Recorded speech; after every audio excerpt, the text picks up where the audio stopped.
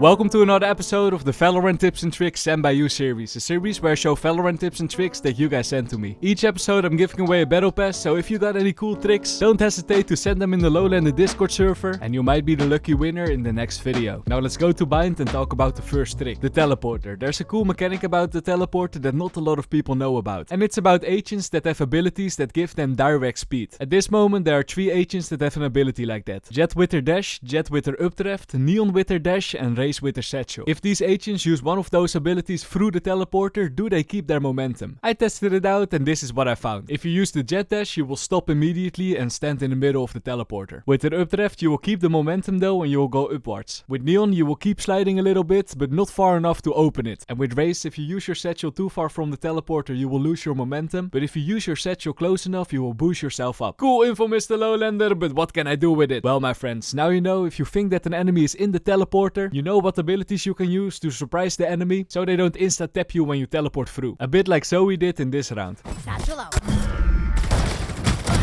About cool Valorant mechanics, here's one for Deadlock. If you play Deadlock, try to throw your fishnet orb on the enemy. After that, use your ultimate on them. And apparently, if you use your ultimate while they are crouched because of your fishnet, the enemy will stay entangled in your fishnet if they manage to escape your ultimate. So use this combo, it's very OP. And about cool combos, here's another combo. This one is for all the Neon players out there. Let your teammate crouch against the box, over here on Ascent for example, and then you can quickly jump on it if you use your E ability. If you combine this jump with the dash to middle as soon as the barriers are going down, you might catch the enemies by surprise and easy peasy kills for you.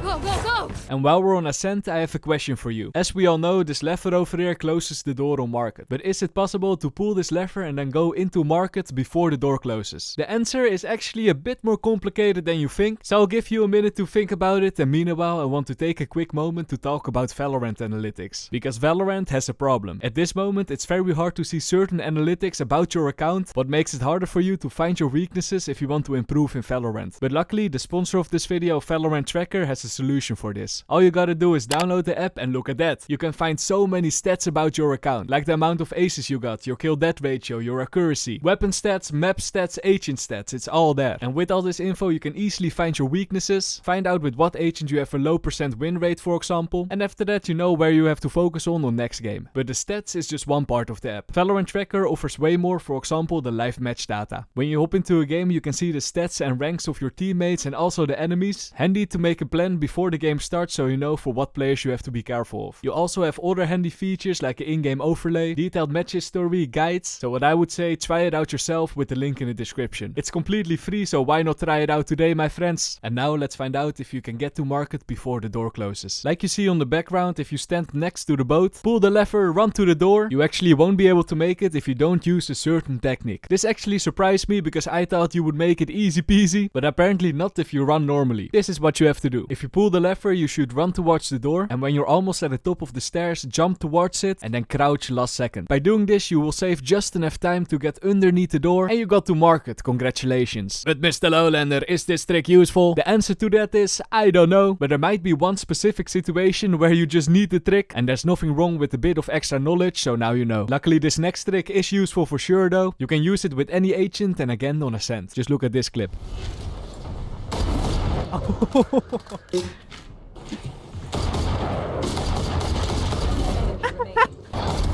Exactly, if you're defending A side on Ascent, just stand behind the boxes, take a few steps back, and then knock your head against the ceiling to bounce up and down very quick, get that info about the enemy, wallbang through the boxes, and easy peasy headshots for you. Now let's go to Icebox for an interesting jet super dash. It's actually not really a super dash, but more like a super updraft. Here's what you gotta do: stand a little bit in front of that circle over there, aim towards the grey wall of that building, and then do your updraft while holding your W and your D key. As you see, you'll boost yourself forward towards A entrance. If you're planning to use this trick, you need to be careful because you'll be standing a bit in the open, but it's a cool tricky if your teammate smokes mid for example, and then you use this trick to boost yourself out of the smoke. And about jet, here are a few more super dashes, 4 to be exact. That's a lot, so I'm not gonna explain them all, but if you're a jet main and you think one of these dashes is useful, I would recommend to look at the clip, hop into a game and then practice it yourself. Shout out to Blackies for sending in all these super dashes. He's actually the winner of this video's battle pass, so congratulations my friend. Now look at this next clip.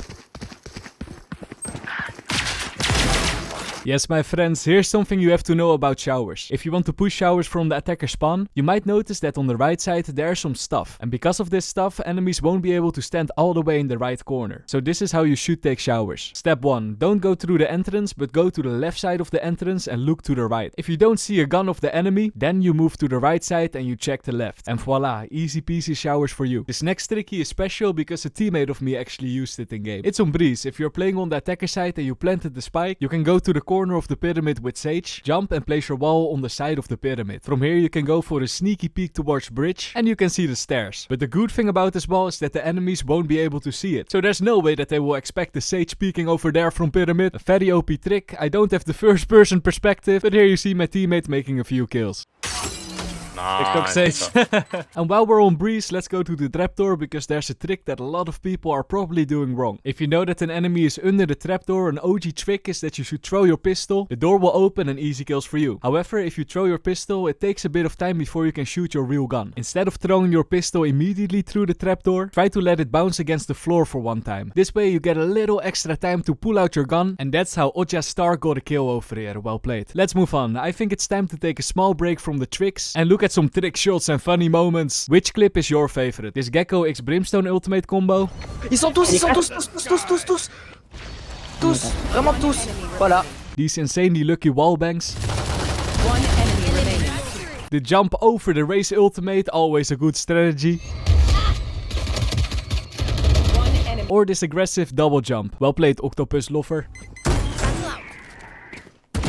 Back to the tricks. On Icebox, I think most of us know this angle by now. If you stand on these lamps with an operator and look towards middle, you can see if the enemies are peeking over there. But did you know that there's another angle that you can abuse on the defender side? Instead of standing on the lamps, you could also stand on these boxes. I've been playing this game for more than 3 years and I never knew this was possible. But if you stand on these boxes, you will also be able to look to middle. Did the enemies push through and you missed your shot? No worries. Move a little bit to the left, stand next to the building, and look at that. You have another angle to see the enemies if they cross tube. Let's go to the practice range now. In last episode I showed a cool way how you can practice your aim in the practice range. Do you remember that? The trick with the ISO orbs? Well my friends, there's another variant how you can practice your aim, and that goes like this. Walk to the left side or the right side of the range, then use your ISO wall forward and try to shoot the bots as soon as they appear. By doing this strategy you will practice your reaction time, and it's just fun to switch some things up in the practice range just to spice up your warm-up routine. Now take a moment and look at the clip of Alfred.